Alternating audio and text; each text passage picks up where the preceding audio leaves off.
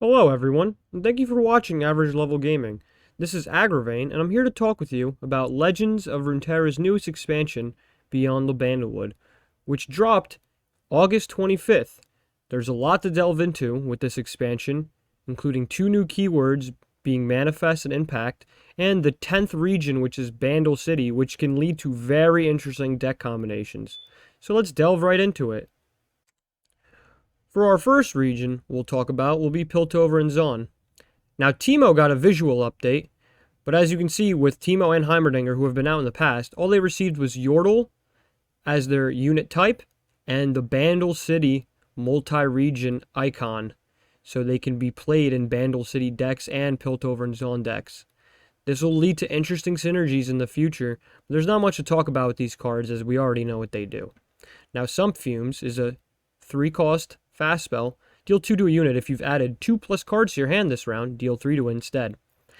I'm not a big fan of this card. I feel like Piltover and Zaun already has a lot of removal, and you already have Get Excited, so I could see this being played in certain decks, but I don't see it being too meta-defining. Now for Stinky Wump, a 1-mana 2/1. Last Breath. Create a copy of me in the enemy deck with 2 Poison Puff Caps attached. That might actually be really good in a Poison Puff Cap deck, because while obviously it gives you 2 Poison Puff Caps to put in your enemy's deck, this might allow your opponent to draw into Stinky Wump. So you're kind of blocking your opponent from drawing a card that actually might be able to help them, and they draw into this stinky little guy. So next we have Caitlyn. Caitlyn is a 3-mana, 3/3 with Quick Attack, just like every single champion in this game has, and Strike. Plant 2 Flash Bomb Traps randomly in the top 10 cards in the enemy deck. Flash Bomb Trap is deal 1 damage to a random ally. This is very interesting as it's similar to Teemo, but I don't think Puff Caps nor Flash Bomb Traps have much synergy. We'll see when the deck gets more play, but when she levels up after 5 of your traps have been activated, she gets Strike. Plant 4 Flash Bomb Traps randomly in the top 10 cards in the enemy deck and deal damage to the enemy Nexus equal to the number of traps activated this round. Wow, that can be very strong if they start to stack, because Flash Bomb Traps only deal damage to allies. So they only do damage to your opponent's champions or followers. But once you've leveled up Caitlyn, then it does damage to the Nexus. So that could be interesting. There is potential here. Also, I love the art on Caitlyn. That gun, it looks sick. Nothing like the gun she has in League of Legends, but it's very cool.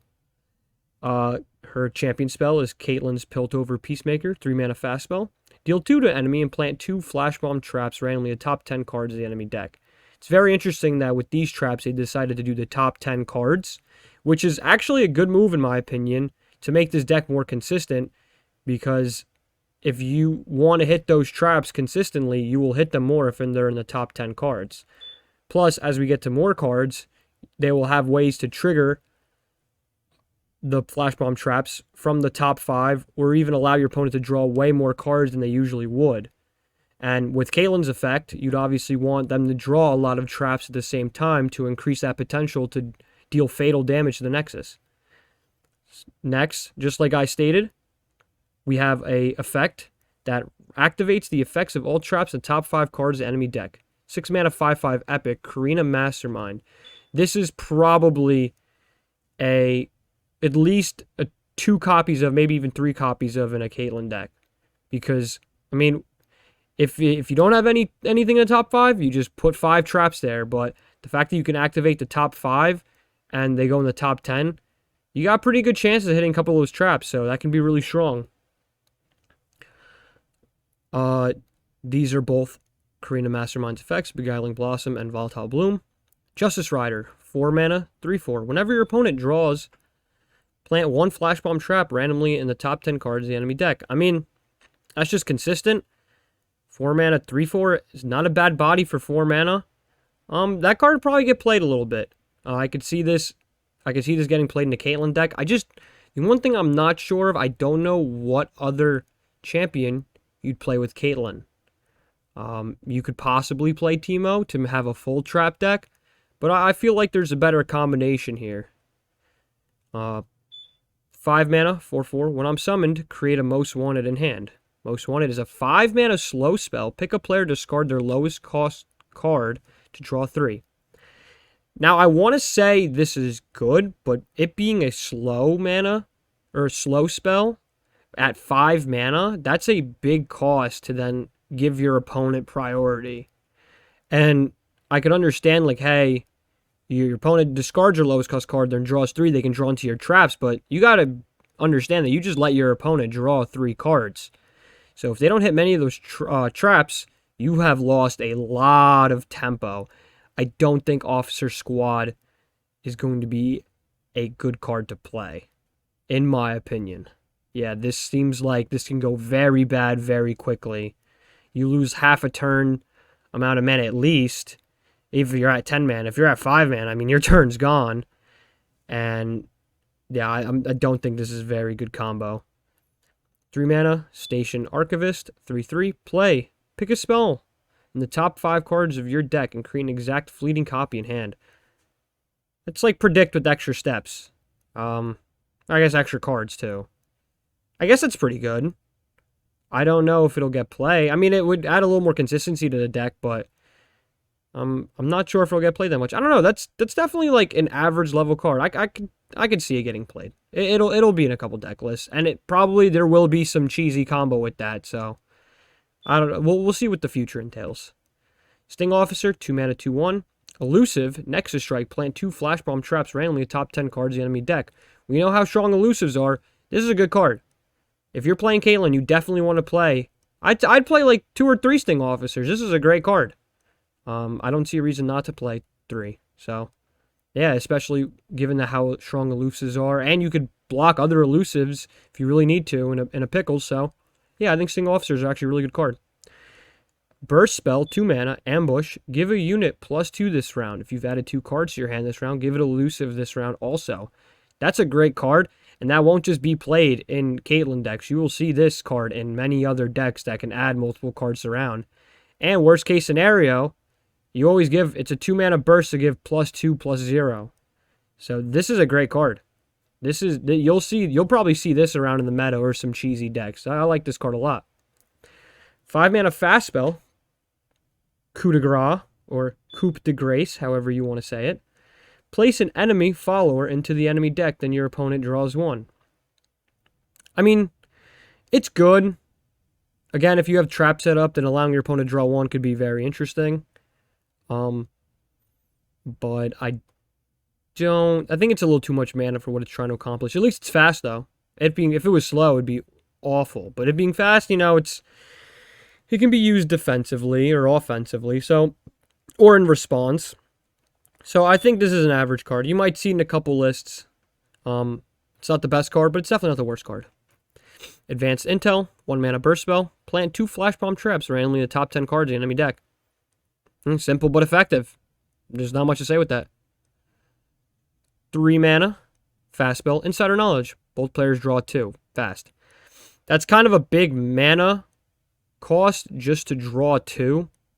Like, you already have Veteran Investigator in the deck where both players draw 1, but at least you have a unit on board to kind of supplement that. This is just a 3 mana fast spell. Both players draw 2. Like, you're going to lose 3 mana for playing this, and your opponent gets 2 cards and loses nothing. So, I mean, overall, I like Piltover and Zaun. I will definitely be trying to make a Caitlyn deck. This deck seems like a lot of fun. I don't know where the right combinations right now. If I had to pick a champion to use right now, given all the ways to add cards, I'm not sure. Maybe you'd go for an Ezreal also, just because you're casting spells, and Caitlyn's Piltover Peacemaker deals damage. It's a spell that can target. So I think maybe an Ezreal just for that added consistency. And with Ezreal and Caitlyn in the same deck, you can pick any other region you want to play also, because they're both Piltover and Zaun champions. So at a first glance, I think that would be a strong deck. I could see it being played like just a control deck, because you'll just deal damage to the enemy's allies, and then you can ping them with things like Mystic Shot, Get Excited, and any other, or Thermogenic Beams if you even have to. Yeah, I think Caitlyn as removal deck would be very strong, and I'm definitely going to be trying that out as a big fan of Draven Ezreal. Now on to Bilgewater. Fizz got updated to have the Bandle City region and the Ural unit type, and a nice little new card art that I actually quite enjoy. For the champion, the new champion coming to Bilgewater is Nami. 3 mana, 2/3, a tune unit. When you cast a spell, grant +1/+0 to the weakest other ally that isn't immobile. And when you've gained 7+ spell mana this game, when you cast the spell, grant +2/+1 to the weakest other ally that isn't immobile. Now, reading this card at first glance, it doesn't seem that strong, but you got to remember that this is when you cast a spell. So anytime that you cast a spell in that turn, that unit gets the buff. Now, when Nami is not leveled up, it's only going to be an attack bonus. However, if you can play her once she is leveled up and then constantly be giving out those +2/+1s, it can get out of hand pretty quickly. And I think Nami will not be meta, but I do think that Nami will hang around tier 2, tier 3, unless there's a combo I'm not seeing. You want to play her in a deck that casts a lot of spells, but I don't see it being too meta now, especially as a 3 mana 2/3. It's kind of on the weaker side of stats, but it makes sense because she does have a good effect and a tune. Nami's Ebb is her champion spell. Deal 2 randomly to an enemy or the enemy Nexus and create a flow in hand. Flow is heal an ally or your Nexus 2 and create an Ebb and Flow in hand. 2 mana fast spell, 2 mana burst spell. Then Ebb and Flow is deal 2 randomly to an enemy or to the enemy Nexus and heal an ally or your Nexus 2. Now, as you can see, Flow Nami's Ebb, creates Flow, which then creates Ebb and Flow. So for this combo to go off, you need 6 total mana. Now, that might be a lot to ask, but you are playing a lot of attune units, so it might not be as hard to get off as you think. And I think you do want to play Nami and Fizz together, as the level up effect for Fizz and Nami kind of coincide with one another, and Fizz can be really strong if you have a lot of spells to play. The next card will be Abyssal Guard, 4 mana 2/3. When you cast a spell, give me +2/+0 this round with Fearsome. Yeah, that's not really a strong card. It can get out of hand, but a 4 mana 2/3, it could be better. 6 mana, Avatar of the Tides, a 4/5 epic. If you would get a mana gem and said refill your spell mana, when you cast a spell, create in hand a random spell that costs 3 or less and give it fleeting. This is a good late game card. When you're at 8 or 9 mana and then you're constantly refilling the spell mana in a deck that casts a lot of spells, this is a pretty good late game drop to constantly be getting new random spells. I mean, it adds a bit of RNG to it and you can kind of get screwed, but if you have ways to cast spells, you can just keep casting more and more and more if you have a lot of given mana. So that would be a 1 of, a deck, a 1 of, a 2 of. I wouldn't suggest playing 3. You don't want to draw into it too much, but it's a decent card. Fleet Admiral Shelley, best card art so far. I love that. 5 mana 3/3, elusive and attune. For every 2 spells you play in a round, grant other allies +1/+1. That's pretty strong. Now, it's a 5 mana 3/3, so it's pretty expensive given its stats. However, it does have elusive and attune, and it gives everything else +1/+1. The only problem I see with this card is it's kind of a win more card. If you're already winning, you play this card and it just allows you to win more. You can't really play this card from a behind position as won't do you much good. Journeying Sandhopper, 3 mana 4/3 with attune. That's pretty strong just overall. It's a good body, 3 mana 4/3 with attune, which gives you spell mana obviously. So I don't know, that's a pretty good card. I think you would want to include that if you're playing a spell heavy deck. And overall, I have no complaints with that. Next we have 2 mana 3/2 Mirai Songstress. When I'm summoned, if you've cast a spell this round, grant me elusive. That's pretty good. Could be used offensive, obviously. If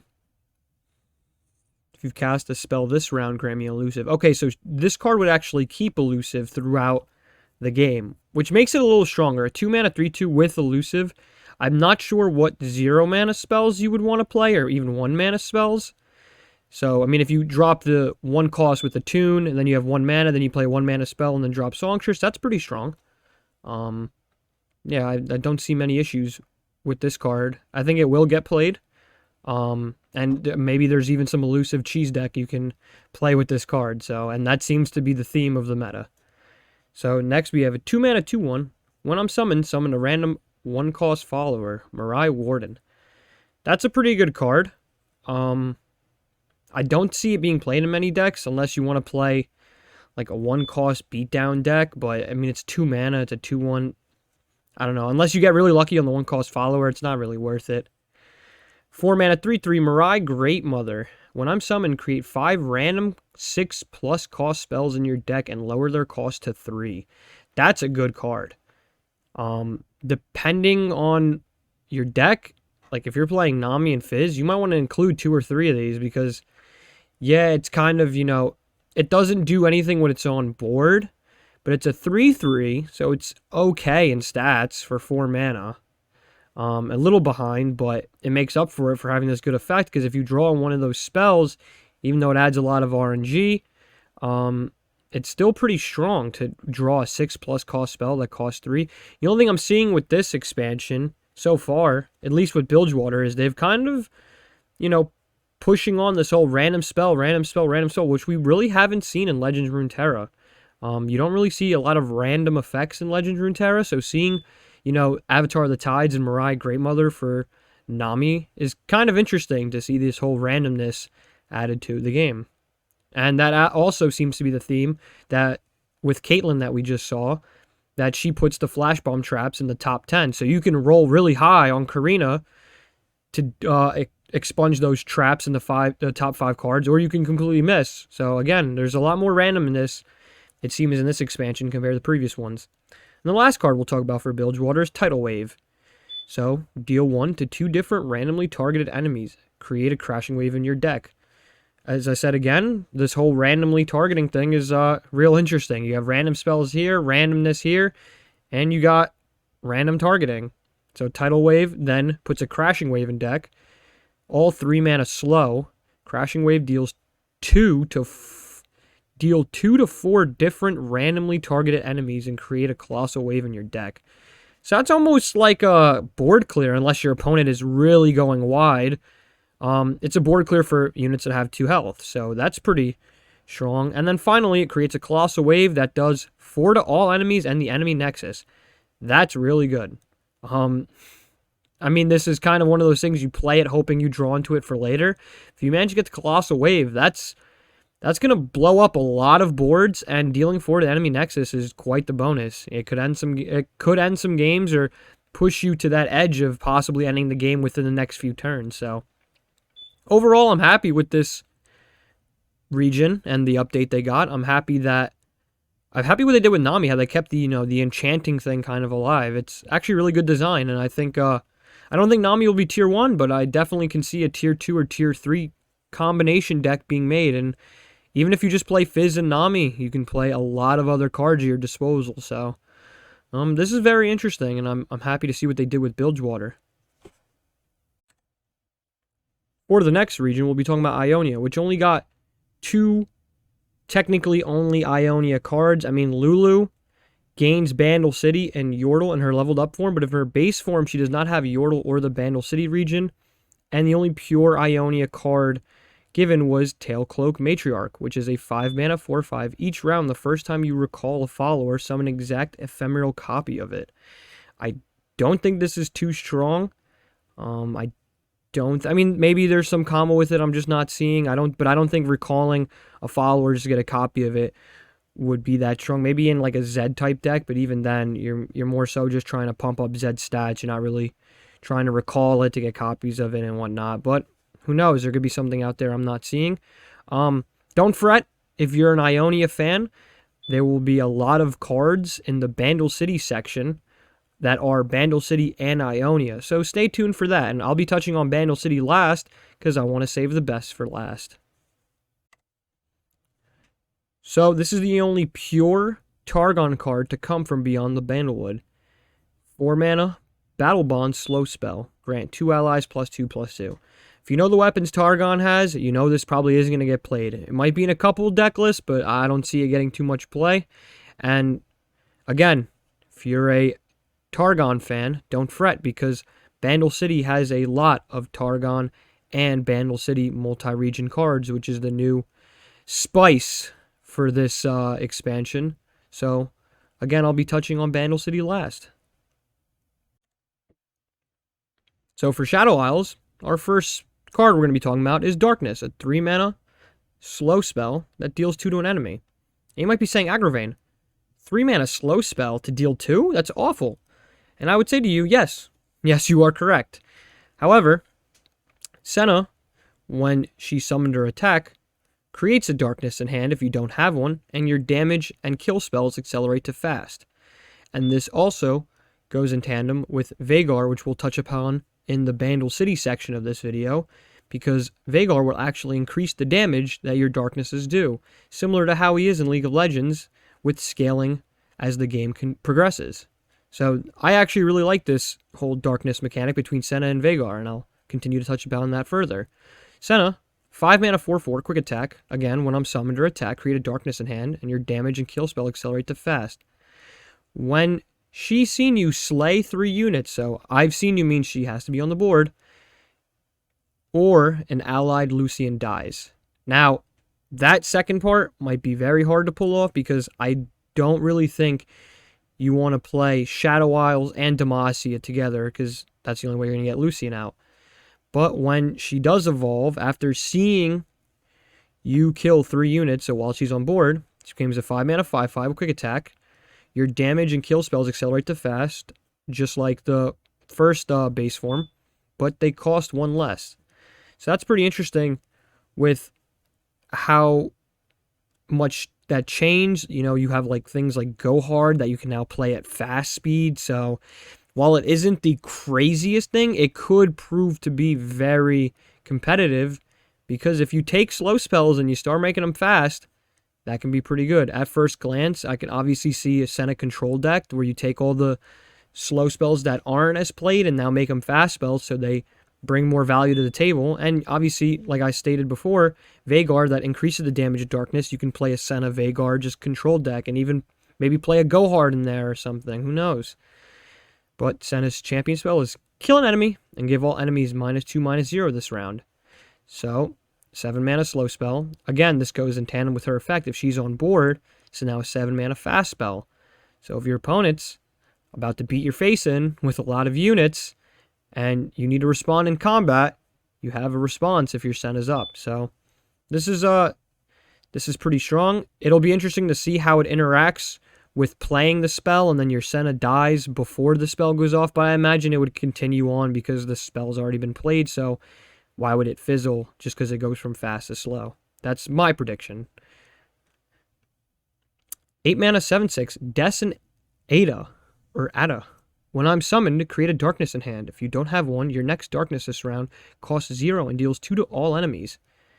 That's pretty strong. My only concern is it's 8-mana, so it comes out pretty late. But again, if you're playing a control deck, you know, it might be a great tool just to have in the late game. The only thing is, again, you're at 8 mana. How much is dealing 2 to all enemies really going to do? But to counter that argument, to counter my own argument, if you have Vhagar, maybe that deals 2 actually increases with the scaling of Darkness when you have Vhagar. So it'll be interesting to see how these interactions play out. 6-mana slow spell, Piercing Darkness. Drain 5 from a unit. Again, playing this with Senna could be fast, so it could get you out of a pickle. Draining 5 from a unit is a good amount of health to get back and can kill most units. So that's a pretty good spell. I mean, it being 6 mana, look, if you didn't have the ability to make this fast, it would be pretty bad. But the fact that you do have the ability to make it fast with Senna, in tandem with her, it would be pretty good. So, I don't know. This is all interesting. I could see this Senna deck being, like, could be the strongest control deck. It could be the second best control deck. It could be one of the slowest control deck. Who knows? You know? So it'd be interesting what kind of optimized deck lists come from this, because they do have a lot of options. You know, when you have a control type champion, do have a lot of options to play with, especially since Shadow Isles has a lot of removal. But what other region do you combo with? Because a lot of regions have removal. You can go Piltover and Zaun. You can go Bilgewater for the damage type removal. You can go Noxus for different types of ways of removal, between killing damaged units and dealing 4 to damaged units. So it's interesting to see where this goes. Buru Sentinel, 3 mana, 3/3, fearsome. The first time you slay a unit with a spell, grant me +2/+1. Okay. That's pretty good if you can get it off. A 3 mana 5/4. If you can set that up, that's pretty strong. We have Demacian Sentinel, fearsome. The first time you slay a unit with a spell, grant me +2/+1. Now that's pretty strong. A 1 mana, 1/2. So it won't die to everything since it has 2 health. And if you can slay something with a spell, comes a 1 mana 3/3, which is pretty strong. But obviously, it probably has to hit the board first, and then you have to slay something. But that's still not an issue, because you can go first turn, drop this, second turn, play a spell. And if you kill something low on their board, now you have a 3/3. So I'm pretty happy with that. But there are all also other 1 mana 3/3s that you might run into, so who knows how effective it really will be. Watcher on the Isles, 4 mana 2/4. Each round, the first time you slay a unit with a spell, deal 2 to the enemy Nexus. I'm not a big fan. I think if it was Drain 2, maybe. I like the idea of like this theme of slaying a unit with spells. As someone who, the first time I got to Masters, I was playing Draven Ezreal. I love slaying units with spells. It's one of my favorite things to do in Legend of Runeterra. But this is just too slow. A 4 mana 2/4. It's not really great in stats, and only to deal 2 to the enemy Nexus. If it deal 2 to a random enemy, now you're pitching a different game. But for what it's worth right now, I don't think it's that great. Mistkeepers, 5 mana 3/4. Each round, the first time you slay a unit with a spell, summon an ephemeral Mist Wraith. Wow. That's a fun card. Has nothing to do with any of these cards. I mean, it does because it slays a unit, but if you can get those Mist Wraiths pumping, it could be very strong. Maybe even tech a couple Mist Wraiths just to get that amount going. The only thing that concerns me is 5 mana for a 3/4. Not the greatest stats. Interesting effect, but it just might be too slow. So, because assuming that you're going to have to go 5 mana to drop it, and then you need extra spell mana or mana to just kill something. Who knows? And by the time this drops, units don't really have 1 to 2 health. They could have more. So, this is a gamble. But I feel like I'm going to see it in a couple fun meme decks, which is makes me a happy man. Makes me a happy, average level gamer. So for next, we have Ixtali Sentinel, 6 mana 4/5 lifesteal. When I'm summoned, create a darkness in hand if you don't have one. When you play your next darkness this round, copy it targeting the enemy Nexus. That's pretty strong. I don't know why they gave this card lifesteal. It'd be interesting if the lifesteal worked with the darkness, but I don't think it would.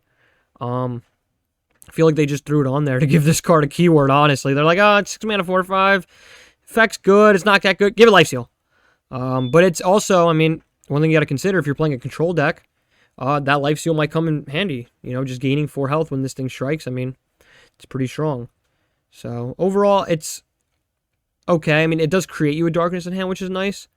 And it will target the enemy Nexus, but, if you need to clear things on board, you targeting the Nexus won't help. Solari Sentinel, 3 mana 3/2. When I'm summoned, create a darkness in hand if you don't have one. That'll probably see play just because it's simple and effective. 3 mana 3/2 is kind of, not the best stats, but, I could see it seeing play. If you need darknesses, you need darknesses. And last but not least, a landmark. Catalog of Regrets. 4 mana. Round start. Create in hand a fleeting copy of a non-fleeting spell you cast last turn. So they took Zillion and they said, yep, make it a landmark.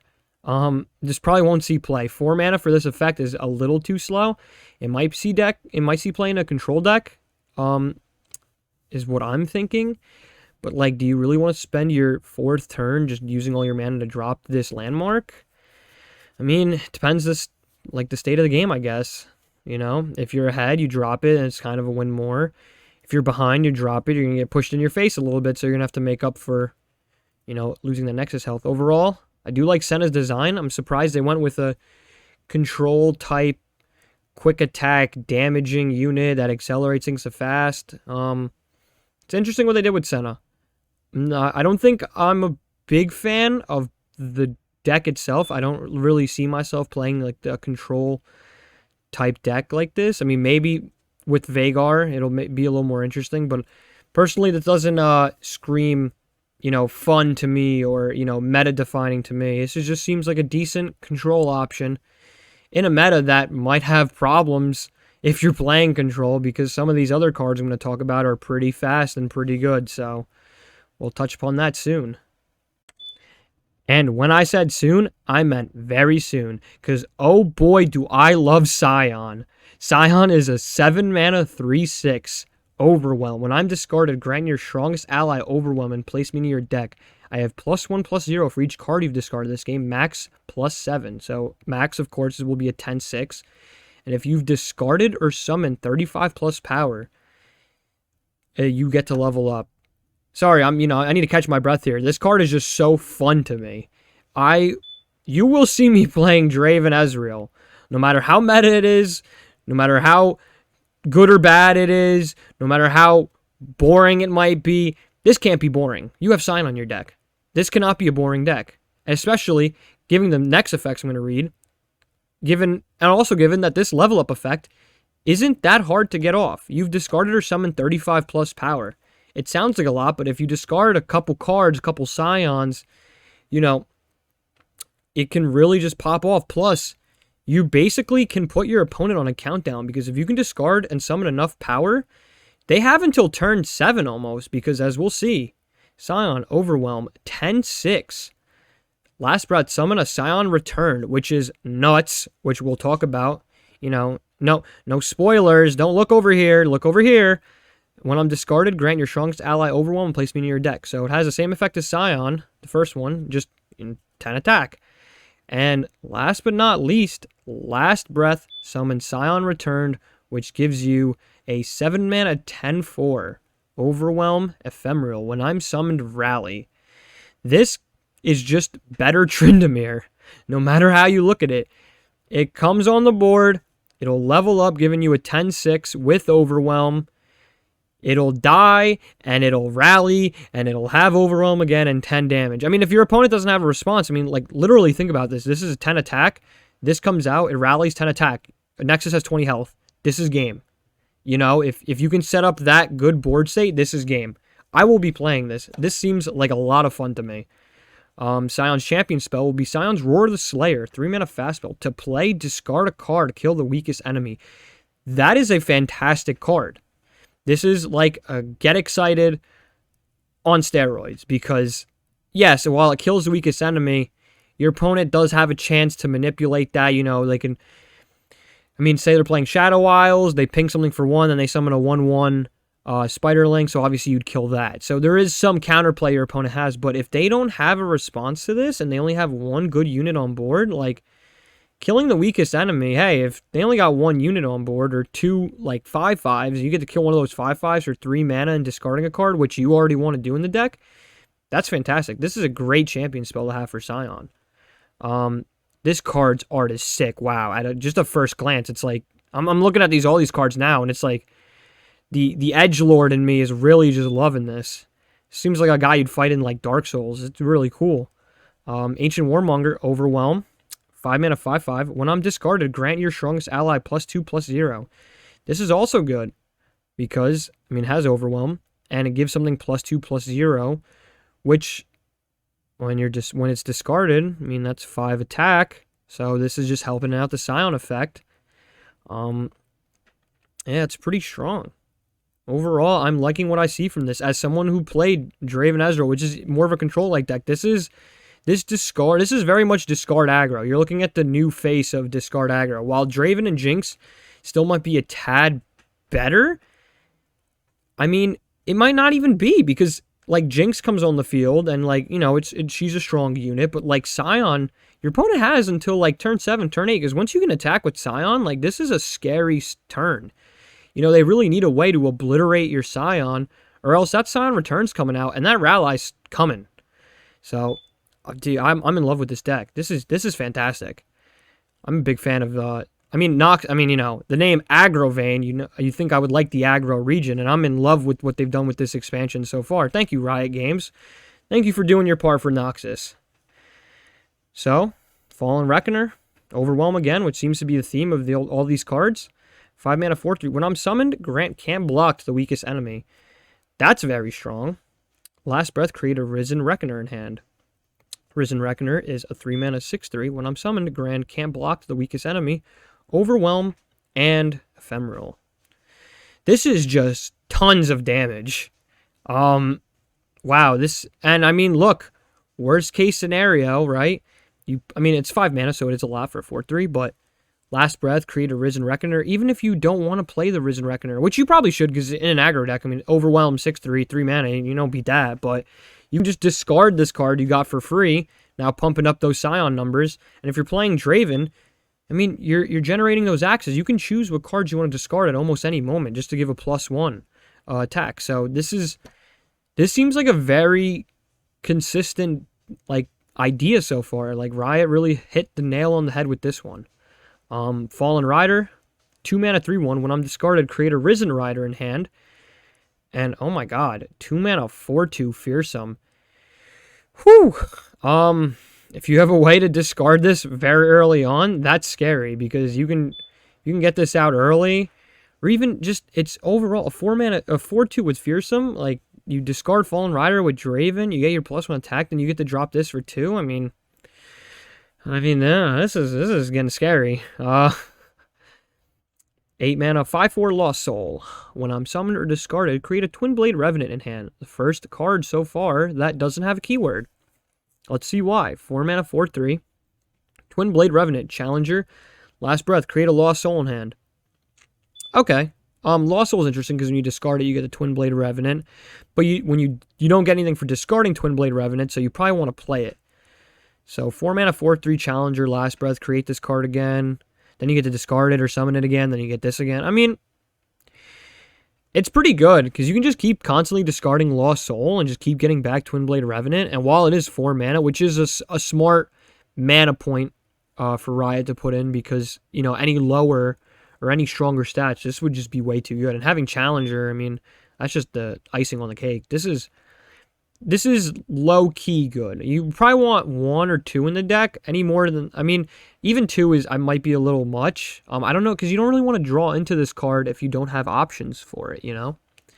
But, I don't know. Overall, I'm just a big fan of all these cards. It seems like Noxus over all the other regions just really works well together with what they're trying to accomplish in this new kind of revamped discard aggro. So, let's go on to the next one.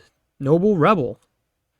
3 mana 3/2. Doesn't seem that noble. If you got those red, scary eyes, I don't think this Rebel has noble intentions. Even that's kind of Noble Rebel. Kind of opposites, but you know, I'm a Noxus fanboy. I can't complain. So grant me +2/+1, excuse me, once you've discarded 3+ cards this game. So let's see. Discarded 3+ cards this game. That probably can't happen by turn 3, because, I mean, turn 3 is when you want to drop your Draven anyways. So, turns after that, it becomes a 5/3 with Overwhelm, 3 mana. I mean, that's okay. I think there's going to be a lot of cards you do want to play in this deck where Noble Rebel might not fit. I mean, if it sees play, it sees play. If it don't, it don't. You know, no sweat off my back. There's already a lot of good cards coming to Noxus, so it's okay. 1 mana, Reborn Grenadier, 3/2, Ephemeral. To play, discard a card. When I'm discarded, summon an exact copy of me. Okay, well, Reborn Grenadier is interesting because you probably don't ever really want to play it. I mean, look, you play it. It's an easy way to discard a card if you really need to. But you really want to discard this because you're summoning a copy. And, you get to get the card for free. I mean, what else would you want from this card? This is just good early game damage. If you like, especially with cards like Zaunite Urchin. Oh, 1 mana 2/1. Discard a card, draw a card. Discard Reborn Grenadier. Play a copy of it. The normal card is ephemeral anyway, so even if you played it by yourself, you'd lose it. But if you play by yourself, it's a way to discard a card. So this card's pretty versatile. This is an easy, probably 3 copies of in any deck. An easy 3 include. Especially in an aggro type. Like, this is strong. Salt and Stitches. 2 mana Focus. Interesting. First focus spell we've seen. To play, discard a card, summon a Reborn Grenadier, and give it +2/+0 this round. I mean, that's pretty good. It's actually really strong when you think about it, because, like, think about it in the instance that, like, your opponent has nothing on field, then you go, okay, focus, okay, drop Reborn Grenadier, that's a 5/2, and then you get to do 5 damage for free without your opponent having the chance to respond. So you can go, okay, drop the 5/2, your opponent cannot activate slow spells, you go into combat, yeah, they can activate burst or fast spells, but they don't even get the chance to put down a blocker, so that's a good card. I mean, I'm a fan of it. I've been a fan of, like, almost all these cards, except, you know, this opposite over here, Noble Rebel. But even that card's, like, decent. All these cards are good. Like, I could see these being played in this deck. It's interesting.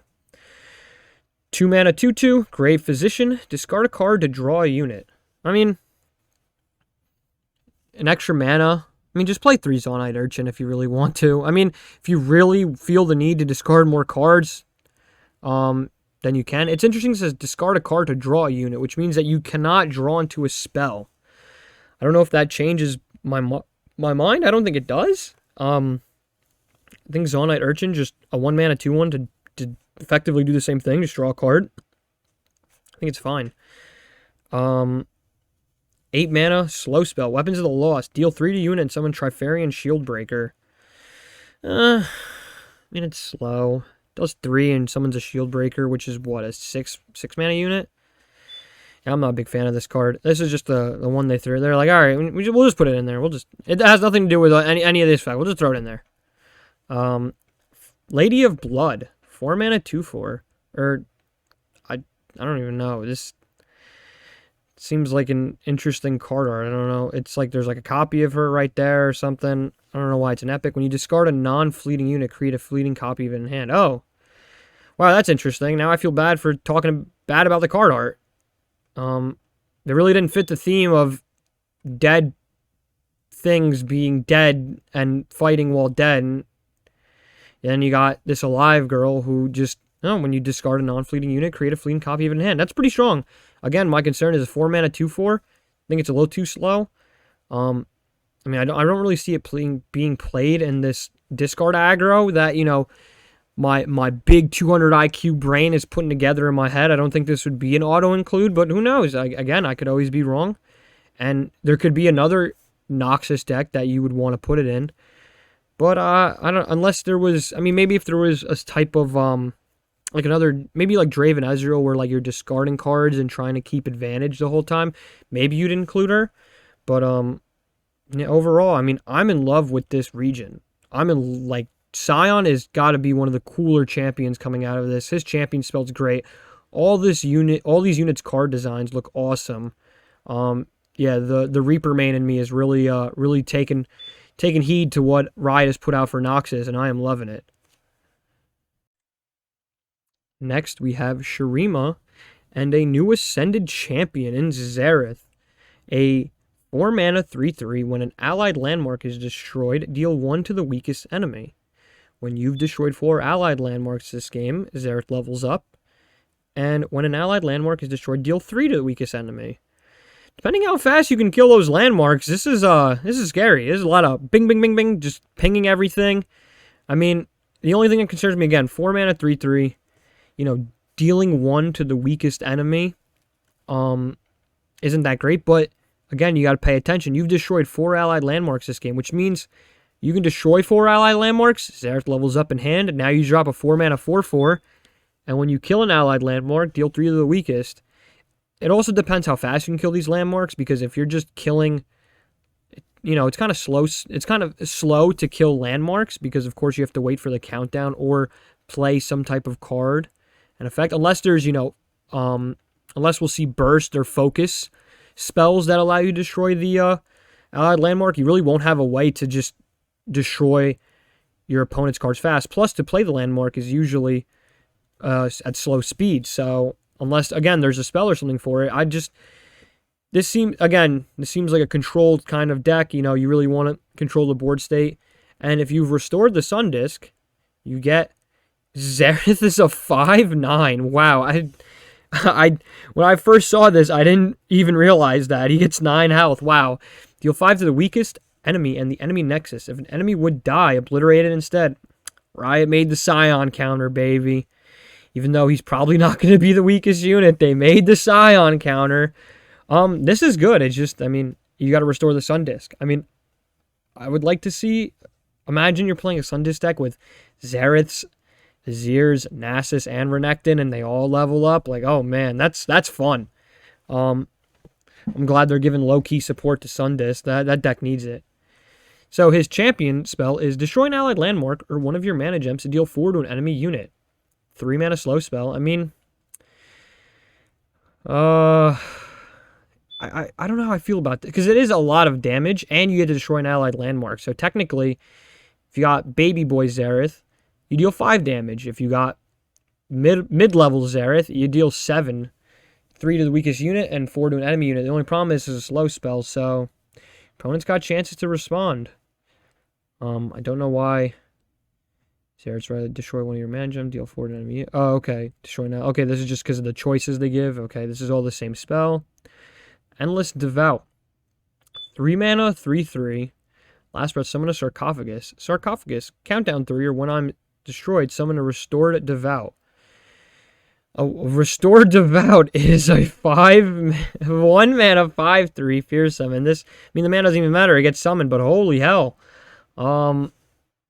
Dude, Shurima 3 drops, man, they make you sweat a little bit, huh? So in essence, this is a 3 mana card that in at least 3 turns, or when destroyed, which will probably be like the next turn, given the theme of Xerath, you get her 5/3 with Fearsome. This is strong, man. Oh my god. Curse Keeper, meet your freaking maker, man. Jesus. I mean, effectively, barring the whole countdown 3 thing, this is a 3 mana 8/6 with Fearsome.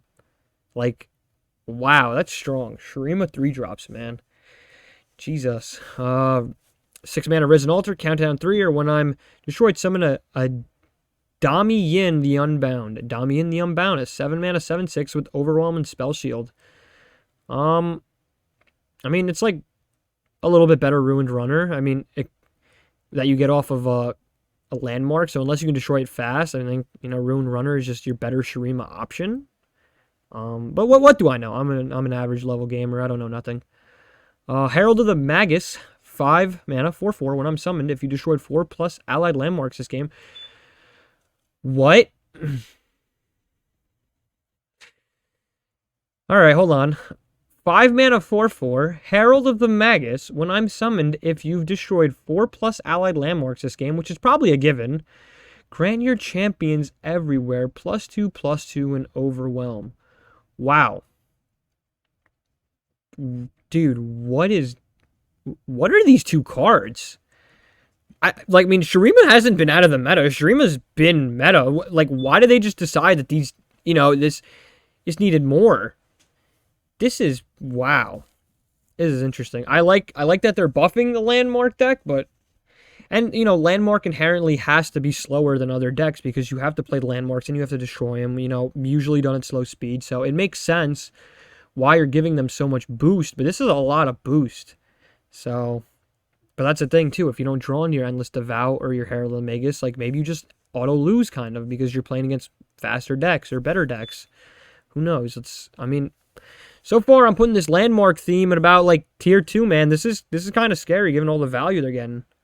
Next we have 3 mana Waste Walker, 3/3 Overwhelm. When an allied landmark is destroyed, grant me +1/+1. Notice that's not per round, so we're keeping the theme of Shurima 3 drops just being built different.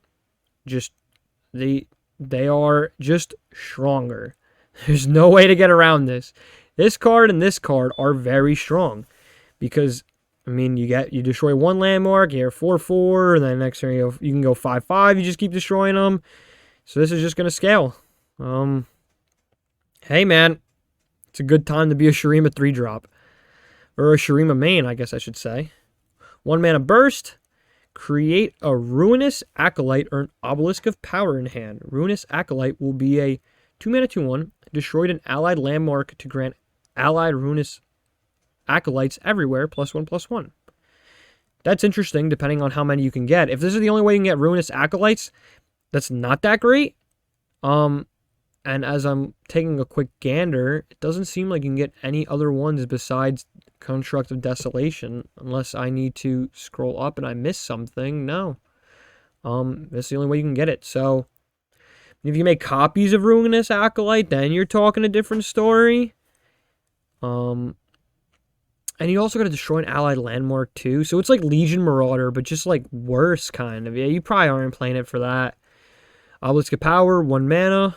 It creates it in hand, so you still have to drop the 2-drop or the 1-drop Obelisk of Power. Countdown 3, or when I'm summoned or destroyed, grant the strongest ally +2/+0. So it's like a slow speed +2 that can happen again. I mean, again, I don't know how good that's going to be. I mean, at least this is burst, so you go, okay, burst, okay, drop this, okay, something gets +2. Okay, it dies again, the Obelisk dies, okay, it gives another thing +2, but if it gave a +2/+1, it'd be a little better, but it'd be a little too good if it gave +2/+1, so I don't know. I'm okay with it.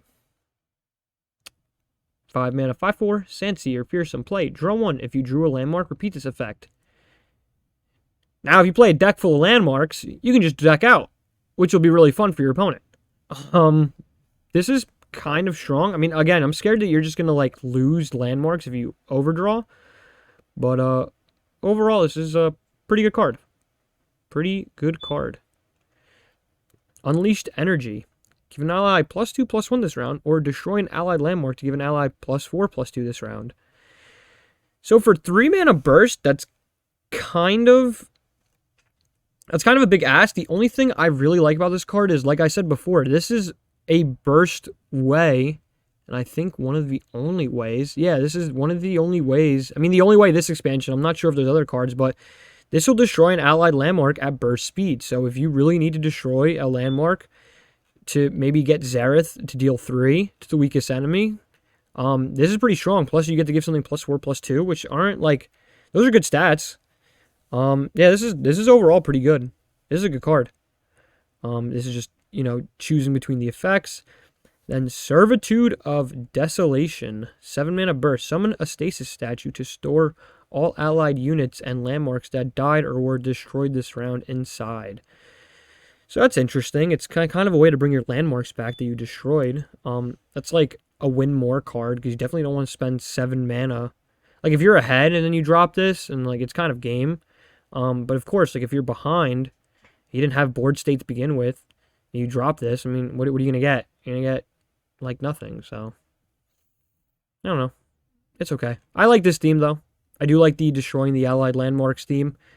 I think it'll be interesting. To see what Zareth pairs with, because you need the landmarks, you need to be able to destroy them, but you want to make room for these big units, Endless Devour, Herald of Magus, and Wastewalker. I mean, they're very strong. You want ways to put those in the deck, you want ways to destroy your landmarks, you want ways to destroy landmarks fast if you have to, and Unleashed Energy. But yeah, this is pretty strong. Again, I don't think it'll be meta-defining. I think if anything, like my first glance, I think Scion in that discard aggro type deck I was talking about. I'm a big fan of the Bandle City champions, which I'll get to in a moment. But yeah, I think if there's a clear winner in the video, it's Scion. We'll check with Bandle City, but Zareth, I think, will be, compared to what we've seen so far, I think it'll be a little bit better than average. I think it'll be tier 2. Just depends how fast the meta is. If the meta's not that fast, then this Zareth really gets to shine. If the meta is fast, then destroying an allied landmark and not getting your face beat in is going to be pretty hard. So that's my prediction so far for Shurima and Beyond the Bandlewood. Well, average level gamers, it's time to strap in, because we are talking about the center of Beyond the Bandlewood right now. The thing you've all been waiting for, the 10th region in Legends of Runeterra, Bandle City, and how this interesting multi-region mechanic is going to work in your future deck building and game playing. So let's get started. 5 mana, the Bandle Tree landmark. Create a follower from a new region in hand. Win the game if you summon units from 10 regions. That's a lot of fun. That might be near impossible to get off. I mean, look, if this thing was 1 or 2 mana, and you got to play it early on, it may be more feasible. But to be midway through the game, to spend your turn 5 playing this landmark and then just letting your opponent have a free turn to either beat your face or set up next turn to beat your face. I don't know. This is, I don't think it'll be good, but it's definitely fun. You'll definitely see it in some YouTube compilations.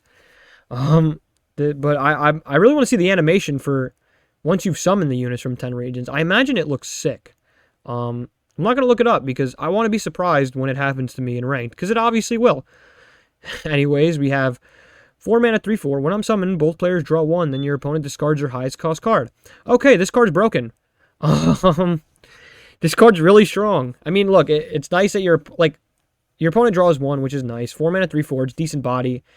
But, like, you both draw 1, then your opponent discards your highest cost card. It's like, okay, bye, Asol. I was going to say Scion, but hey, you want to discard my Scion, go ahead. It'll come back eventually. But yeah, this is in a Bandle City deck or Piltover and Zaun deck. This is a 3 of, man. If just depending on what you're trying to achieve. I mean, look, even if you're playing traps, you're letting your opponent draw 1 and then discarding their highest cost card. So, like, if you're playing Teemos and traps, if you're playing Caitlyn's and traps, I mean, it's just a great card. Ava Achiever. If you saw that trailer for your Beyond the Bandlewood, you know this is the cutest card coming in the expansion. Right next to Fleet Admiral Shelley, in my opinion. But 6 mana 4/4. When I'm summoned and round end, plant 3 poison puff caps on random cards in the enemy deck. Traps on enemy cards are doubled when activated. Okay, so for such a cute card, it has pretty debilitating effects, just like Teemo in League of Legends, and just like Teemo in Legend of Runeterra. You see a cute little thing just blow up your face with poison puff caps. This is kind of scary. This is a lot of damage if Ava Achiever cannot be dealt with in a good way. Yeah, wow, that's very interesting. So next we have 4 mana 3/5. When I'm summoned or attack, create a fleeting poison dart in hand. All these cards I just talked about are Yordles. Most of them will be. This little puppy is not. But as we can see, create a fleeting poison dart in hand when summoned or attack. And let's go down to poison dart, which is right here. 1 mana slow spell. Deal 1 to anything and plant 3 poison puff caps on random cards in the enemy's deck. So just like Teemo in League of Legends, he hits you and then bleeds you. So this is this is getting fun, huh? Yeah. 2 mana 2/2. Puff cap pup. Quick attack. Strike. Plant 3 poison puff caps on random cards in the enemy deck. Can someone stop planting puff caps in my deck, please? Because I'm going to run into this deck and I'm going to have 80 puff caps in my deck by turn 5 and I'm going to draw and take 10 damage. So, oh my god. Oh, this is a cool card. 4 mana 3/2. Swole. You know, for Swole Scout, you should really have more health. You know, you should really be pumping up that strength stat, that constitution stat. Come on. What is this? This guy, this ain't that swole. For 4 mana, I mean, he could be a lot more swoller. Swole Squirrel's taking this guy in a fight, no problem. But when I'm summoned, if you've added 2+ cards to your hand in this round, grant me +1/+0 and elusive. Come on, so Swole Scout, he only gains +1 attack. I mean, come on. Does this guy does he even lift, bro? Like, come on. It's an okay card. I mean, this is awesome. This is good. This is decent. This is good. This is okay. Yordle Newbie. Sounds like me playing Legend of Runeterra. 3 mana 3/2. When I'm summoned, if you've added 2 cards to your hand this round, grant me +1/+2. So 3 mana 4/4. That's pretty surprising. We don't see a lot of 3 mana 4/4s unless they're champions that have leveled up. So this is it's pretty strong if you can get it off. I don't know how hard it is. I like the, when I'm summoned, if you've added 2 cards to your hand. When I'm summoned, if you've added 2 cards to your hand. I don't really know how interesting or how easy, I should say, it is going to be to get that off. So let's see with the future cards. Also, to keep in mind, most of these cards we've talked about are all Bandle City. Aloof Travelers is Piltover, Zaun, and Bandle City, meaning they get to be played in either deck. So just something to keep in mind when we keep going through this, that when you see those 2 icons, just know that they're going to get fit into both regions. So Entrapment, pick 1 of 3 units or spells from the enemy deck and plant 3 poison puff caps on all copies of it. So this lets you pick the units, this lets you pick the spells. That's pretty fun, right? You basically predict your enemy's deck and you say, hey, I know you have 3 copies of this card. Here's puff caps on all of them. And plant 3 poison puff caps on all of it. So that's technically 9 damage total once they draw it. Plus, it can get pretty bad if you... So, say you're playing against Bilgewater, right? And you're familiar with the deck type. Say it's like a Zap Sprayfin. If you put it on a card that Zap Sprayfin almost has to draw into, that can be pretty scary for your opponent to just take 3 from it. And then you got Ava Achiever on board, which is a 6 mana card, so probably not always going to happen. Probably pretty uncommonly, but that can just be 6 damage right there from one card. If there's other ways to increase the puff cap damage, this deck can get pretty out of hand. Poison Dart we mentioned. Deal 1 anything. Plant 3 poison puff caps on random cards in the enemy deck. Poro Sled. Impact, Freyord, and Bandle City. And a Poro. Fun times. 5 mana, 5/5. Impact. Attack, summon an attacking random 1-cost Poro. If you're not familiar with Impact, it is basically an effect that when this unit attacks, it deals an extra damage straight to the Nexus. Impacts can stack. So if you have 6 units attacking with Impact, then your opponent's Nexus would take 6 damage. This can get pretty cool. 5 mana, 5/5. I mean, it's a strong unit in a Poro deck. I'm just concerned that it doesn't really do much when it hits the board, but when you attack, you get to do free damage to Nexus and then get a 1-cost Poro. Depending on how the game's going, that could be pretty strong. Bandle City, Freyord, Proto Poro. It's basically your Poro that has Impact. Obviously, they had to make one. They have a Poro for almost every keyword, I believe. I don't believe they have a double attack Poro, but that makes sense because if you buffed a double attack Poro, it can get pretty scary. So this is pretty cool. Again, Freyord. No other region, just Bandle City. 2 mana, 2/2 stone stackers, Impact, and armor.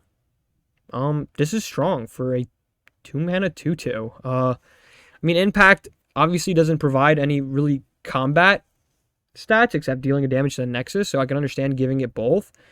But you need 3 attack or 3 damage just to kill this thing for 2 costs. It's gonna win a lot of early trades actually. So this is an interesting card. Bandle City and Noxus.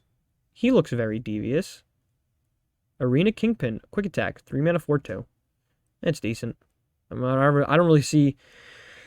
don't see a deck really playing it, but it's not the worst card in the world, right? 3 mana, 4/2 with quick attack. Especially in Noxus too. You can combo it with, increasing its attack so it just kills whatever unit that tries to block it. So, 10 mana slow spell. Bandle City only. Treasured Trash. Fill your hand with random cards. They cost 0 and are fleeting. You can only play 3 more cards this round. This is a really good card. Again, it's got a really random effect, and the fact that you can only play 3 cards kind of scares me. So you kind of have to draw into big cards. You have to draw into 3 game-changing cards for this to really work, but hey, I would play one. If I'm playing Bandle City straight, like Bandle City and Freyord or something like that, or Bandle City, I don't know, given any other region, right? You can play one of them. This could be a comeback card. You don't. Again, I've talked about win more cards. We really haven't seen many comeback cards. This is a comeback card. So if you're behind, you're at 10 mana, you've managed to live the game that long, you got a chance to come back. Plus, it's a spell, so if you got 3 spell mana and you're at 7 mana, you can still play it. And again, they cost 0, so it doesn't matter what you're drawing into, it costs 0. 5 mana burst, hidden pathways, cost 2 less if you created 2 cards this game. What? What? Hold on. The fucking Pot of Greed just hit Legends of Runeterra? Excuse my French, but wow. So, look, you've had similar spells with Ionia being able to draw 2 spells with the meditation, I believe it's called. It's the spell with the monk meditating. So there's other ways you can draw 2, but this is very easy to get off. Again, Bandle City, 5 mana burst, cost 2 less if created 2 cards this game. Created 2+ cards this game, draw 2. So again, if you created 2 cards, you get, this thing becomes a 3 burst spell, draw 2. That's pretty strong. That's a good card. 2 mana, 2/1, Loping Telescope. Targon and Bandle City can be played in both. Play Manifest a random Celestial that costs 3 or less, epic or multi-region follower. Manifest is you basically create a card in hand that has one of these attributes, I believe, that costs 3 or less. So, and it's a Fae, which is interesting. This is a pretty good card. Again, if you're playing Targon, you want the Celestials in hand, so why wouldn't you play this? Yordle, Bandle City only, 2 mana, 1/2. Elusive, Nexus Strike, create a Hungry Owlcat in hand. It's interesting. So, Nexus Strike, Elusive. So, I mean, that goes hand in hand, right? Nexus Strike, Elusive. So, you get to hit the Nexus. Then you get one of these bad boys. Hungry Owlcat, Spell Shield, 1 mana, 2/1. Ionia and Bandle City Fae.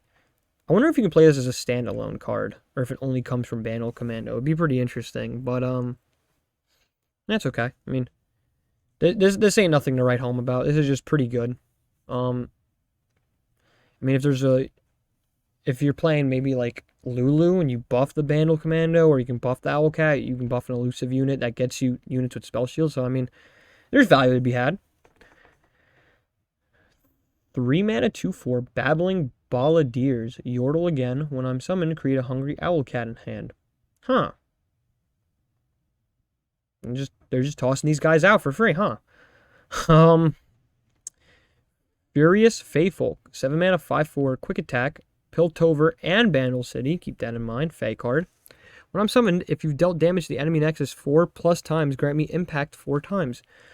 Okay, wow. So, if you've, at 7 mana, when you've probably have dealt damage to the enemy Nexus 4 times, you get a quick attack unit that has 5 attack, 4 health, and gets to just impact for 4 times for free. So, if, you just want to do a lot of damage, this is your guy. And if they don't have a way to block this, which they probably, I mean, they'll obviously throw something at it, but impact 4 times, I mean, that's a free 4 damage. Prank. 1 mana focus. Pick one of 2 non-champion cards in the enemy's hand or deck and prank it. There's a list of pranks. I believe they are losing 2 attack for units, and I believe it's going up 2 cost for spells. I believe that's how prank works. So this is, I'm going to say, the strongest card I've seen so far. Now, a lot of you might think I'm crazy, but you get to look at your opponent's hand. Now, that is crazy. That is one of the craziest effects. I mean, if you know Yu-Gi-Oh!, cards that let you see your opponent's hand get banned. And they just made one a 1 mana focus spell. So you play it and your opponent doesn't even have a response. Well, Riot, that's fantastic. So, yeah. Actually, coming to me now, the pranks go farther than that. I believe it's units gain +2 cost, can have -2 power, get -1 power, and can't block. And I think -1 power and vulnerable. Spells and landmarks, I think, get the +2 cost only. So there's no way to interfere with the spells behind just giving it more cost. But that's huge. Benny Moni. I think I butchered that. Oh, well. Bandle City only. 4 mana, 4/3. When I'm summoned, create 2 of the best card in the game in hand. Okay, so again, pranks coming back. Yeah, prank is just too good, man. You can really just destroy your opponent's plans for 1 mana too. Now, think about it, right? If seeing prank as a card, you go Nami and you go prank, you get all these attune units. You get to just play these pranks for free. And then you just get to just ruin whatever your opponent's doing. So while you're buffing your guys, your units, you can just be slowing your opponent's game plan. And especially, too, you pick one of 2 non-champion cards in enemy hand or deck and prank it. Like, why would you ever choose the deck? You just choose the hand. You want your card to have an effect now. So yeah, this is the best card so far. I hope my Scion doesn't get pranked. But, whatever. 2 mana, 2/2, Conchologist, Bandle City only. Play manifest a spell from your regions that cost 3 or less. It's Zap Sprayfin, but faster.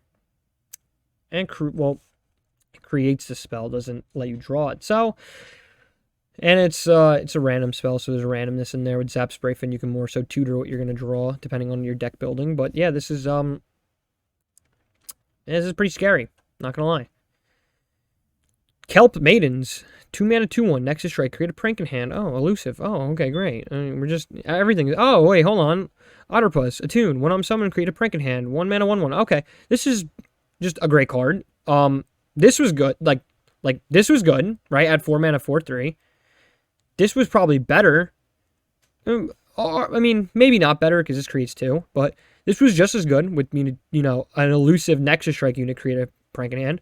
And then this became the best because you get, hey, turn 1, okay, 1 mana, okay, get a tune, okay, play prank, okay. I just hit one of your 2-cost units and you're going next turn, okay, now that unit's 4-cost, have fun. What? Oh man, that's scary. This is a great card art. 7 mana, 6/6, Shark Trainer, attune. When allies attack, spend 1 spell mana to summon an attacking Short Tooth. Why is something called Short Tooth so good in stats? Overwhelm 4/2? Man, that's pretty scary. When allies attack, spend 1 spell mana to summon an attacking Short Tooth. I mean, this thing has a tune, so you play it. So effectively, right, you play this thing, Bilgewater and Bandle City, which is, again, scary because now you can play it into both things, a Yordle. You go, okay, drop this card at 7. 6/6 unit attacks. You attune, so it obviously summons the Short Tooth that attacks. So this is, at turn 7, this is, what, 10-8 in stats? Yeah, that's pretty good. After Bandle City got Prank, and, you look at all these fun Aqua cards, and then you look at this monster, training these Short Tooths for war, apparently, because they need to have Overwhelm and 4 attacks, so... Man, what an expansion. Trixie Tentacles, 2 mana fast. Your opponent discards their lowest cost card. Bandle City only. That's kind of balanced compared to what I've seen with Prank, so I have no comment. That's pretty good. It's a decent card. I don't know if it'll see much play, but, Prank will be in every deck ever that has, Bandle City, but Trixie Tentacles may not be, because discarding the lowest cost card, I mean, you play this for 2, you hit a 1 cost, I mean, kind of go neg. Shell Game, 5 mana burst spell. Refill your spell mana. It's okay, so this is basically a 2 cost. Give an ally elusive and +1/+1 this round. Okay, that's pretty good. Yeah, it's an initial cost of 5, but to refill your spell mana, if you have other spells you need to play, and giving an ally elusive and +1/+1, that's pretty good. Wow. This can't be good. 1 mana burst trinket trade. I didn't even read the card yet. I just saw 1 mana burst. Manifest an Otterpuss or one of 2 spells from your regions that cost 3 or less. So I guess you get a choice, which is good. I don't think you get a choice for all the time for Manifest, but this is pretty good. And I mean, this is pretty scary because you just go, yeah, Otterpuss, Prank, win game, 1 spell mana to then play Otterpuss, which gives you spell mana to play Prank. Yeah, this is pretty good. One of my favorite champions in League of Legends, Poppy, got a champion card, and I'm pretty happy with it. Bandle City Demacia, 4 mana 4/3 attack. Grant me and all allies with equal or less power to me +1/+1. I've attacked with allies 3 times. That's a pretty tough level up, considering how hard it is to get it even with Quinn, the scout level up, There's got to be a way to make this faster. I mean, maybe you're playing a Scout Poppy deck, but the next level up, when you've attacked with allies 3 times, 4 mana 5/4, impact, grant me and all allies with equal or less power to me, +2/+2 in impact. Okay, so the goal of Poppy is to go very wide and then hit them for a lot of damage. That seems like a lot of fun. That's something I can get behind, I like going wide. Aggro Vein, it's in the name, so it's I like this. I'm happy with this. This will probably, after I'm, played 2 million games of Draven Scion, I will be playing Poppy, and this will be fun. For Poppy's champion spells, she has Poppy's Keeper's Verdict. 6 mana slow spell. Place an enemy unit on the top of the enemy deck. Create a Poppy in your deck. This is pretty good. My only concern is that it's slow and it's 6 mana. But I do understand the high cost because you're placing the unit on top of the enemy deck, so you're clogging up your opponent's draw. So that's a pretty decent champion spell to have. Next, we have Yordle Ranger, 6 mana, 5/5, Scout, Yordle, from Demacia and Bandle City, and attack. Grant me and all allies with equal or less power, just +1 health. That's interesting. Again, in a deck that goes very wide, like I was saying with Poppy, this would be pretty okay. I'm just concerned that at 6 mana, it doesn't do much when it hits the board. And it's a win more kind of card. Demacia, Bandle City, Pompous Cavalier, 3 mana, 1/1. Just has double attack. I don't think it'll get played. But I understand why they gave it such low stats, because it has double attack. So, any buff, it could be detrimental. But, yeah, I don't think this card will see much play. I could be wrong, though. But, one health, it dies to a lot of things. Unless you have a deck just centered around making sure this thing doesn't die, similar to a Fiora deck. Yeah, I don't think it'll be that great. Yordle Smith, just Bandle City, 2 mana, 2/2. Give all allies with equal or less power to me quick attack this round. That can be really strong in a deck that goes really wide with really low cost units, especially if you buff Yordle Smith so everything gets quick attack. But again, you need to kind of play a deck centered around this, and I'm not sure if you really want to include Yordle Smith with Poppy, but maybe. Obviously there is the synergy with, attacking and then granting everything with equal or less power stats, but the issue is you got to make sure everything you're granting is lower in power. And, look, if you attack with Poppy, Yordle Smith, Ranger, Poppy buffs Yordle Smith, Ranger buffs both, Yordle Smith buffs no one. So it's interesting to see. If you can equalize all their stats, then it would be really good, and I wonder if there's a way to do that effectively. 3 mana burst spell, stress defense. Set a unit stats to 1/6 this round. That's pretty interesting. That's a really good way to just save a unit. I think, though, you're basically just playing it for the health. Giving something 1 attack, it's pretty bad, but who knows? It could see some play. It's definitely decent. 5 mana slow spell, Bandle City, Heroic Charge. An ally strikes an enemy. If it survives, stun it. It's okay. I don't think it'll see much play, actually. It's a heavy cost and slow just to strike something and stun it. Which, it's good that an ally strikes it, so you'll keep the unit. But I'm not sure if it'll see much play. Yordle Squire, 1 mana, 2/1. Create a tiny sphere or a tiny shield in hand. Really surprised Yordle Squire is not Bandle City and Demacia. I feel like that's something that they should have done. But tiny sphere, tiny shield, focus, 1 mana, +1 attack, or +1 health. So, pretty simple. Vagar, ooh. Bandle City, Shadow Isles, 4 mana, 1/4. When I'm summoned, create a darkness in hand. If you don't have one, and round start, grant your darkness everywhere 1 extra damage. This is what I talked about the scaling damage on the darkness. When he's leveled up, it's due to 12 plus damage dealt with darkness. And you get Grand Overseer Vagar, who's riding a mech. That's pretty cool. 4 mana, 2/5. Same effect. When I'm summoned, create a darkness. If round start, grant your darkness everywhere 1 extra damage. Your darkness can target anything, so if you were scaling properly, you can hit your opponent with a darkness to face with 6, 7, 8, 12 damage. So, once you leveled up Vagar, you're looking to probably kill your opponent's Nexus. The Vagar champion spell is stun an enemy, then stun all enemies with 2 or less power. Vagar's Event Horizon, 5 mana fast spell. This is really strong. This is exactly what you would want in like a Vagar deck. It's just good, good control. You get to stun an enemy, so you get to pick a big unit, a big boy. And then if they have a bunch of lower units, like say you're against Poppy, they have a bunch of Yordle Smiths on board or Yordle Squires, you get to stun the Poppy and stun everything else with 2 or less. So that could be good against aggro too. Dark Bulb Acolyte, 2 mana, 2/2 augment. When I'm summoned, create a darkness in hand if you don't have one. mean, it's yeah, you'd probably play it right with Vagar if you wanted to, if you needed to get the Darkness Down. I mean, you also have to keep in mind that you have a bunch of things in the Shadow Isles package that grant darknesses to hand, but this is just a free darkness. I mean, and augment. So I mean, I don't know how good the augment will be because you're not really spamming spells. You're just kind of wanting to play your darkness over and over again. Stilted Robe Maker, 4 mana, 3/4. When I'm summoned, reduce the cost of your darkness everywhere by 1. So that's an auto include, probably a 3 of. I mean, if you get 3 copies of this out, your darkness is now 0 cost, so you get 1 every turn, and you just get to do free damage. So yeah, this is good. You will see this a lot.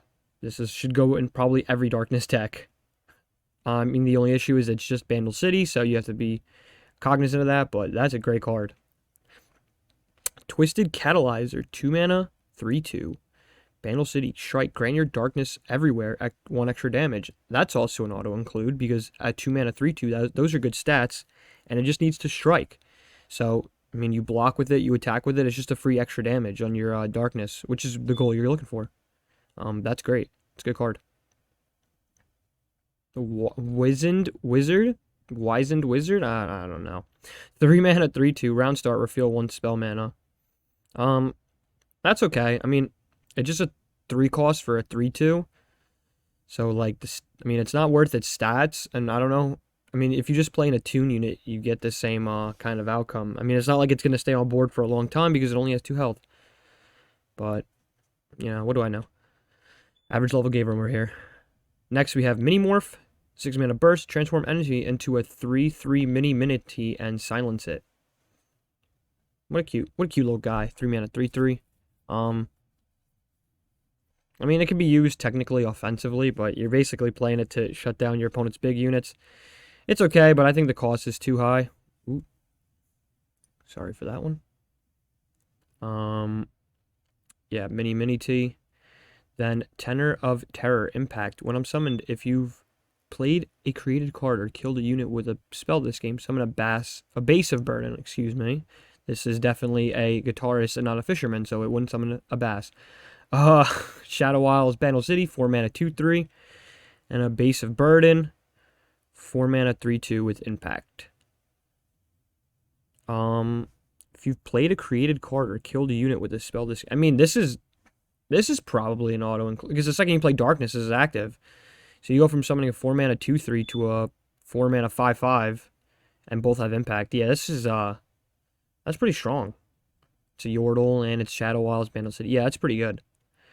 Next champion is Tristana, 3 mana 1/3. Quick attack. I have +1/+0 for each multi-region ally you summon this game. When you summon a multi-region ally, grant it +1/+0. Levels up when you summon 4 multi-region allies to get 3 mana 2/4. I have +1/+0 for each multi-region ally. When you summon a multi-region ally, grant it +1/+0 in impact. This is very, I just think this is weak. I understand, like, you know, you to play the multi-region ally, like you're buffing your Tristana, you're buffing the unit for +1/+1 each, but just to level up and just give impact too. I mean, I don't know how great that's gonna be. I mean, Tristana could just be a stat stick as the game progresses, because like once you summon like 4, it becomes like a 5/3, and if it keeps those stats, it'll be like a 6/4 with quick attack. So Tristana could really stat stick the game, but I don't know. At first glance, it doesn't seem too meta defining. Champion's spell, or Tristana's champion spell, is Tristana's Buster Shot, 4 mana slow. Costs 2 less if you have a Tristana or if you summoned or played cards from 4+ regions this game. Deal 3 to a unit. I mean, this is pretty good though. This is a great champion spell. I mean, it's slow, but if you've summoned or played cards from 4+ regions or have Tristana, it's only a 2 cost slow spell to deal 3, so you can just do it at the end of the turn when you know your opponent will really have a response, or when they're like out of mana. And this is a good champion spell. No complaints there. Bandle City Mayor, 3 mana 2/2. Your multi-region units cost 1 less. Play Manifest a multi-region follower. This is probably a 3 of. I'm only concerned because it's a 3 cost 2/2, but this is probably like a 2 or 3 copy of. in a Tristana deck where you want the multi-region units, especially because they cost one less and you get one, so he just brings value to the table. Next we have Bandle Painter, augment, 3 mana, 2/3, discard a card to create a multi-region follower in hand. Again, if you have issues getting multi-region followers, you can include this, but I'm going to assume that there's better ways to get multi-region followers. I think we've seen some already, especially with Bandle City Mare and other cards that create copies of followers in hands or things like that. So, yeah, I don't think Bandle Painter will be that played, but it could be good. 4 mana, 4/3, Gruff Grenadier, impact, allegiance, summon another Yordle follower that costs 3 or less. If there's a straight Yordle Bandle City deck, this is pretty cool. That's a lot of value, especially if you hit a Yordle 3 cost. So you go turn 4, drop this guy, 4/3 impact, then you get a 3 cost Yordle. And there's a bunch of 3 cost Yordles that we've seen. So, yeah, you hit a wizard. You can hit Pompous Cavalier. Oh, yeah. So, you can hit the Babbling Balladeers. Also got a Hungry Owlcat. Yeah, there's options there for some value. That's a pretty good card. Bandle Gunners. 8 mana, 7/7 Spell Shield. Wow. When I'm summoned, if you've summoned units from 4+ regions this game, grant me impact 4 times. So this is kind of the multi-regions version of just ending the game. We saw another unit above that got impact 4+ times. And I guess this, you want to play around the impact, but it's just free 4 damage on the enemy nexus, so why not plus Spell Shield? 8 mana, you drop this out late, but it's a 7/7, so it's kind of worth its price. This is a good card. You might see this being played. 6 mana fast spell, double tap. An ally strikes an enemy. If the ally is multi-region, it strikes the enemy again. That's really good. My only concern is it's 6 mana, but it is fast. So you might see this. It is a big cost, but that can be pretty strong when you're dealing with really big units and you strike it twice and kill it. So that's pretty good, especially because some of these units do have strike effects. So, like, I know Twisted Catalyzer, I'm not sure if they'd go in the same deck, but possibly, who knows? There's a whole world of possibilities out there in Legends of Runeterra, so we could see that. 5 mana, slow spell, Yordles in Arms. Give allies +2/+2 this round. If you've summoned or cast cards from 4+ regions, give allies +4/+4 instead. Yeah, this is just like an end. This is just to end the game. It's a win more card. If you're already wide and you have a big board and you play this, you'll probably win. But 5 mana slow spell, like, I don't know if I would play this personally. Maybe like a one of just to see how it fares and like to test with it. But yeah, I'm not a big fan of that card. 1 mana fast spell, group shot. Deal 1 to an enemy. If you have 4+ allies, deal 2 instead. That's pretty good. I don't know, but again, win more card. If you have 4+ allies, deal 2 instead for 1 mana. I don't know if you really want to include it in the deck because it doesn't really do much. But hey, if you find yourself getting a lot of 4+ allies off, and you finding like you're like, oh well, I wish I had something to ping this unit. Could include it. 1 mana burst, Purple Berry Shake, grow an ally to 3/3 this round. This is a good card, especially with all the low units you have in Bandle City. This is good. You might want to play like 2 or 3 of these depending on the deck you are playing. Obviously, your control deck, you might not really need to worry about this, but like for Poppy, you might want to just include this because you can take your units to 3/3. Say one of them is going to get Mystic Shotted, you 3/3 it, it'll live. And that thing is, if you can normalize all their attacks to 3, then you can get those effects that we talked about earlier. So that's a pretty good card. You'll probably see that in a couple decks. 6 mana 4/6, Curious Shellfolk. When you pick a card from randomly selected options, create a copy in hand, reduce its cost by 1. That can be good in like a Nami type deck. Again, my only concern is it comes out at 6 mana, so it might not be that good. Especially, this is not a card you probably want to play when you're behind. Because when you're behind, you're trying to get back board state or just trying to not lose. This won't do much for you when it hits the board. You're going to need to play something in tandem with it, so it's okay. 8 mana 4/7, Mirror Mage, excuse me.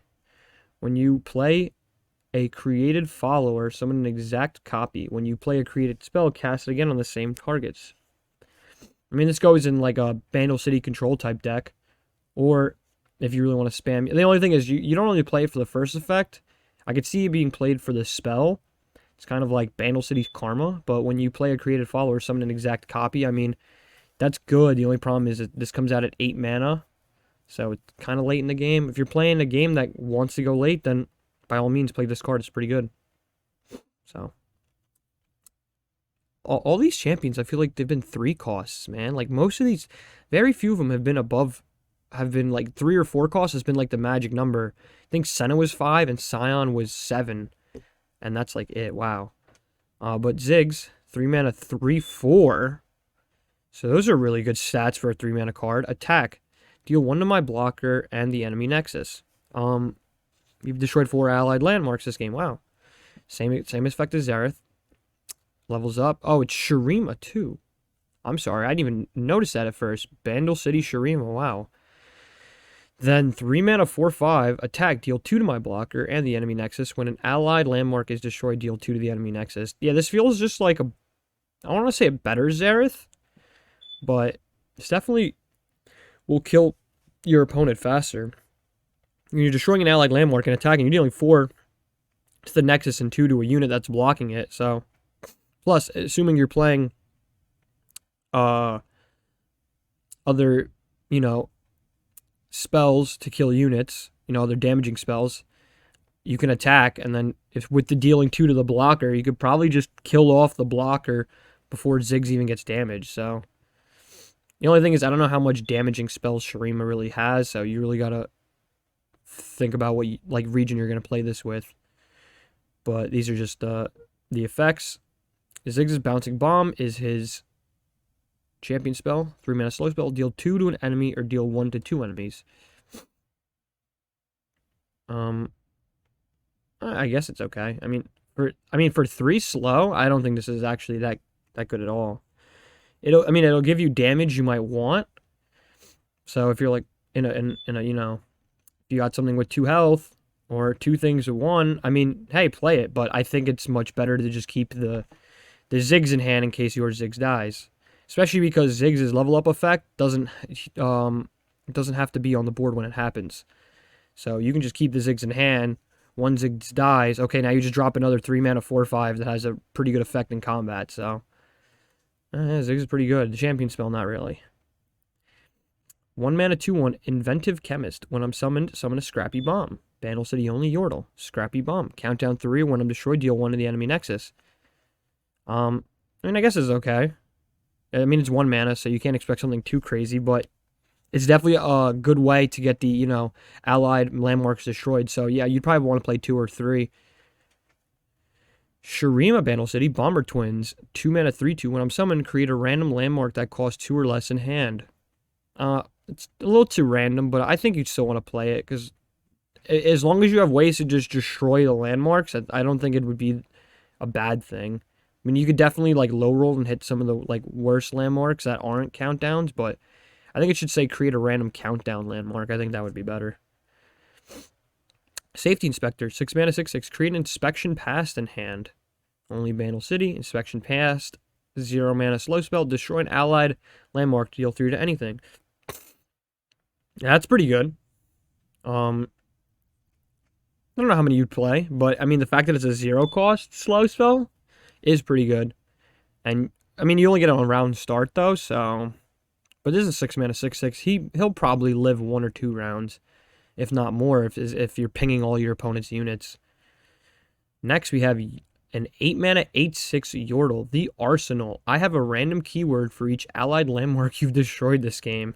Okay, so the Yordles now have their own victor.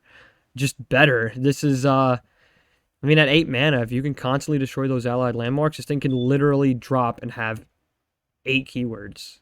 That's scary. I like this card a lot, actually. It's got pizzazz to it. It's got spice. This is a spicy boy. You'll probably see this card around in the meta, especially in these destroying allied landmark decks. Yeah, that's a fun one. Explosive Minefield. When I'm summoned or destroyed, stun the strongest enemy. I mean, hey, it's 1 mana.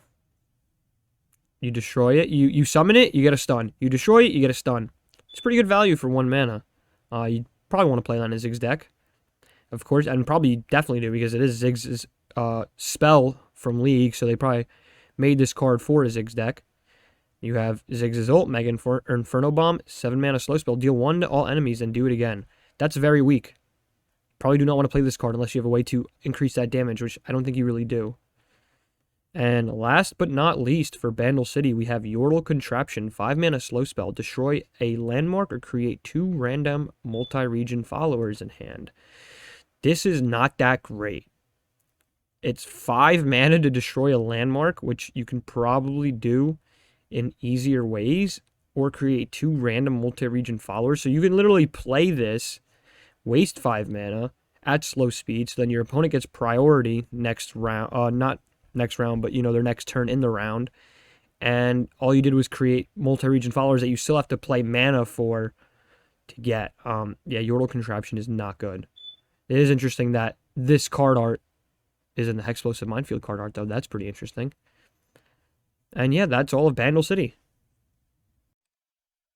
So this has been Agrovane, and that was my discussion of every single card that came out for Beyond the Bandlewood.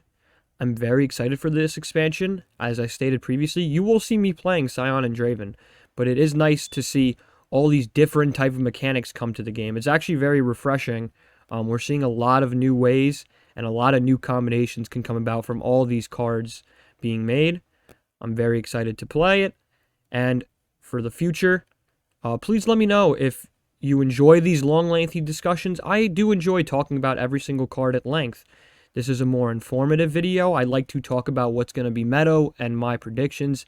As, a master's level scrub and an average level gamer, I like to talk to my average level gamers about, hey, here's the best strategy to go beyond the average level with Beyond the Bandlewood. If you guys want me to hone in on any specific champion or deck archetype, please leave it in the comments below, and I will gladly do so. I just enjoy talking about possibilities that could be good, so give me any champion you want me to talk about, and I will do another video just honing in on that champion and possible combinations. Again, this has been Agrovane. Thank you for watching, and don't forget to like, comment, and subscribe. Have a great day.